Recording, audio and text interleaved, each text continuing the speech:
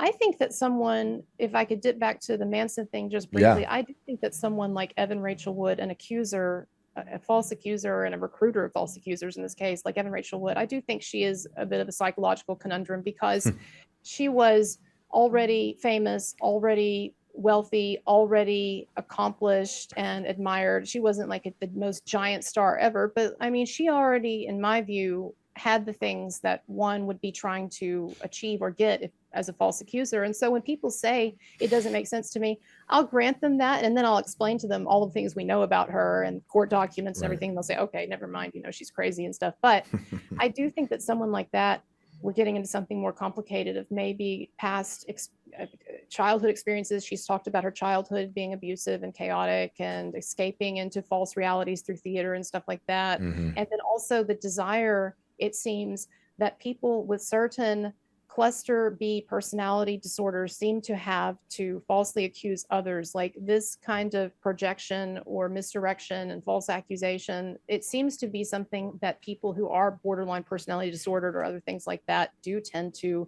if you look at the research, more often gravitate to doing or being. Right. Like if we're speaking about Evan Rachel Wood, Right. she, I believe, she says this in her own propaganda film against Manson, that her mother basically kidnapped her and took her to another state. Right. I think at some point her mom had to leave. It was a bad situation, and she took the kids and bounced.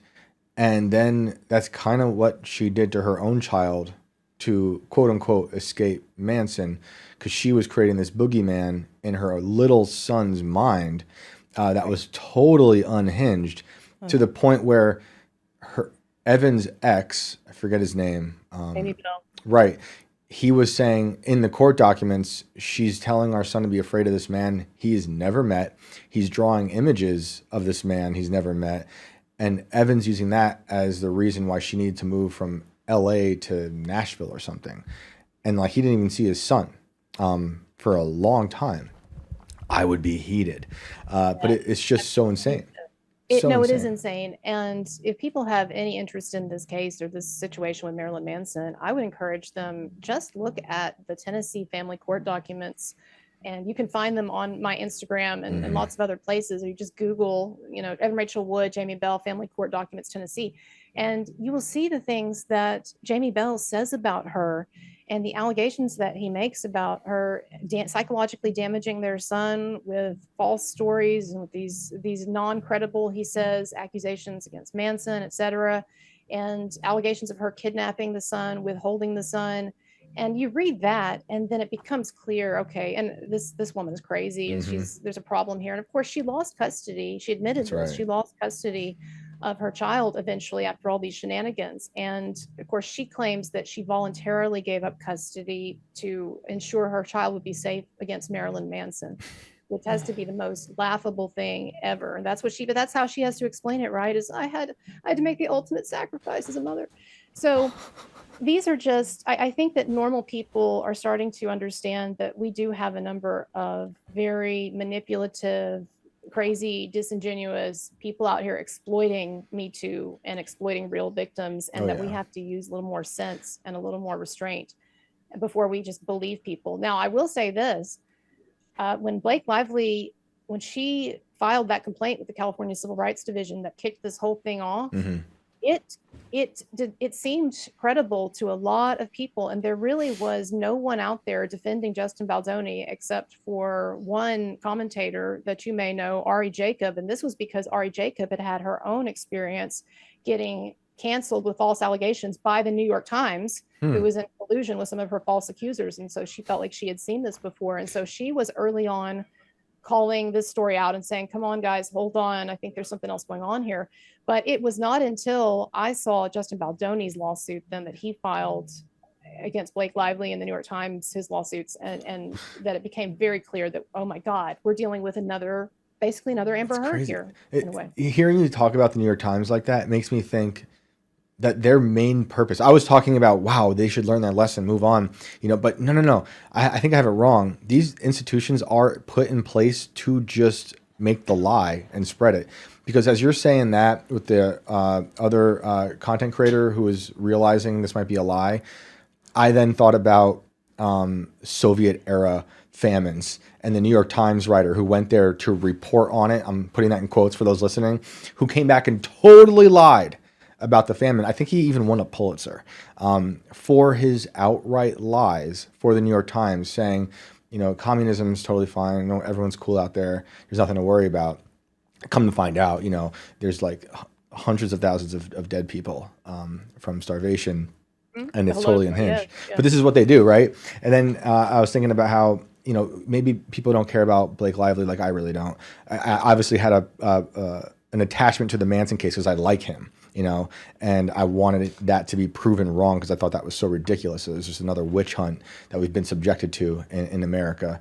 But then I just remembered something that about like the tentacles of these lies, and they seem like they're at a distance and we're just watching how crazy it is, but these lies really do manipulate the people around us, depending on what their histories are. Like I don't believe everybody, but I also believe really bad people exist, and you got to go case by case, right?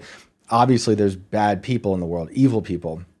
And I remember I posted an image of me and Manson after that show I went to. One of my oldest friends, she was so livid. And I got a message like, she said, no woman would ever lie about these things. And I'm like, I know some women who lie about these things. I also know women who have been victims, like legit, real victims, right? But I'm like, no, people definitely lie.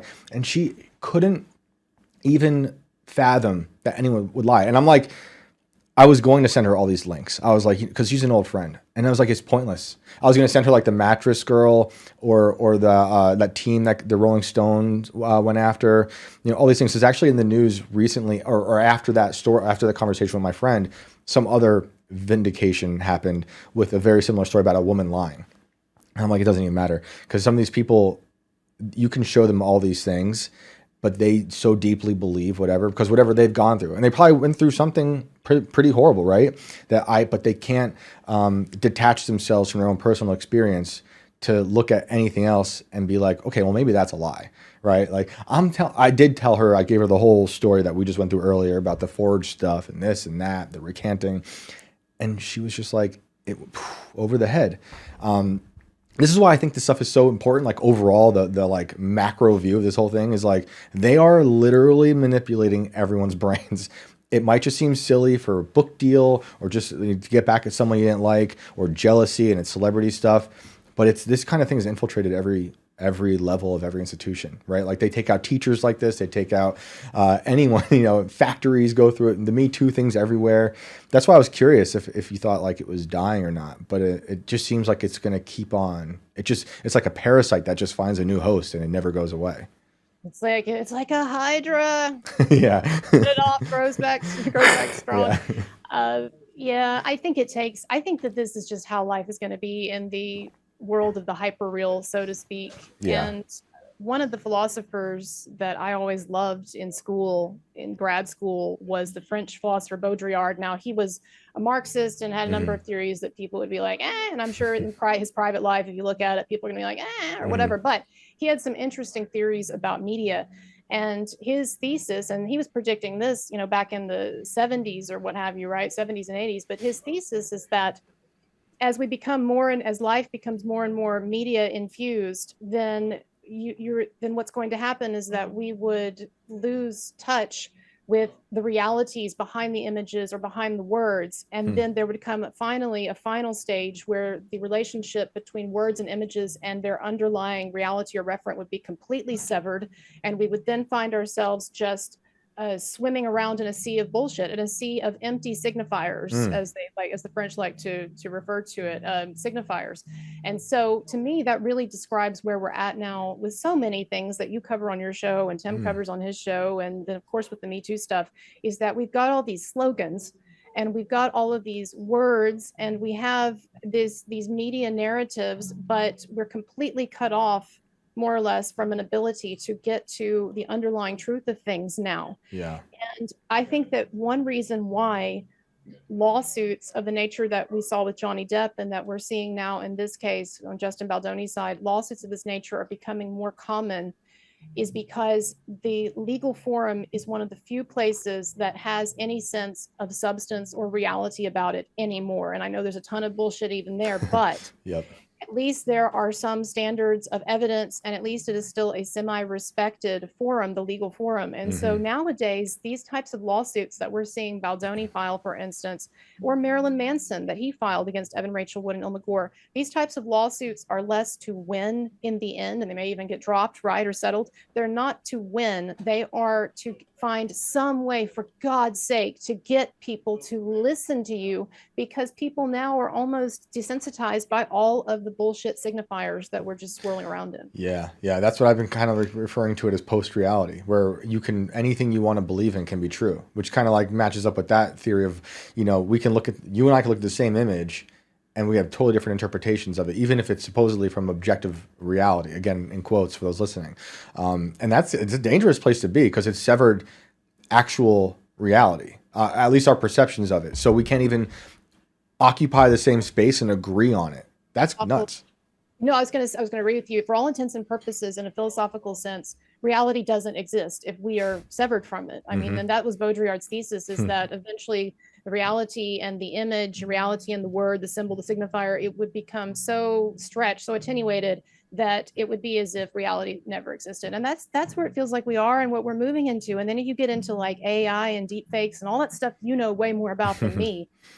Don't get me started on AI. No, everyone gets so mad. The only people who get mad when I talk about AI are people who rely on it so much. Look, we're done for with AI. That if you think we're bad now with everything you just said with the signifiers and the sea of just like nonsense, it's going to get so much worse. And it's right around the corner, because then everyone can create literally anything, and it's going to look better. It's going to sound better. They can, like that Baldoni voicemail. We were talking about how I thought the quality is so nice. Like, because I leave voicemails. You saying it's AI generated? Yeah, you both have gotten voice messages from me before.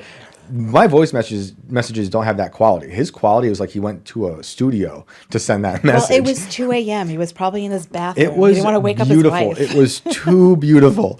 But no, it's gonna get way worse. Like with AI and everything. I mean, I do have to give it to social media for like kind of breaking the case of this for us. You know, you got to give them credit. Like, it's influencers and these TikTokers that are deep diving into this, like the same with it. Well, as my best friend Elon Musk says, Jesus, we are the media now. Yeah, exactly. Okay, which kind of lines up in a scary way with what Kurtz is saying about the media being so infused with reality, or quote unquote reality. If now we have this cyborg overlord who has monopolized the collective consciousness and purchased the digital square, calling us the media now, it seems like we're very close to what was the philosopher's name? The Marxist. Yeah. Like maybe that. What did he have? Like a Did Baudrillard, right? Yes. Did he have an answer to this, or was he just? Because I'm always curious. Like, we can all identify the problem, but did he have some sort of answer, except for Marxism? Oh man, well, yeah, I don't. I'm gonna admit that I didn't study him closely enough or in depth enough to even be able to give you an answer on that. I'm sure he had some answers that you did not agree with. He was coming at things from a Marxist perspective, but also that old school Marxism that was just like in fashion with professors of a certain type during the 70s and 80s and whatever. But I will say this: the movie The Matrix is very much in line with this kind of theory too. And in fact, you may or may not know this, but Baudrillard is explicitly referenced in The Matrix, because there's a book that Neo picks up, and it's the book on simulations by Baudrillard. And so that, to me, that's one of the main messages of that film, right? Is it's anticipating a time when we'll wake up to the fact that we really are just awash in symbols and media, and there's no reality anymore. And The Matrix is Marxist, which is what I fear. Is it actually though? I mean, like the one that we are going to live in, not the movie. The one too, right? The one that Elon is building around us will be Marxist. He doesn't know it yet, but that is my fear, because they're going to put us all to work on like building their NVIDIA chips to plug into the back of the robot brains. That's the future. That's a story for another day, though.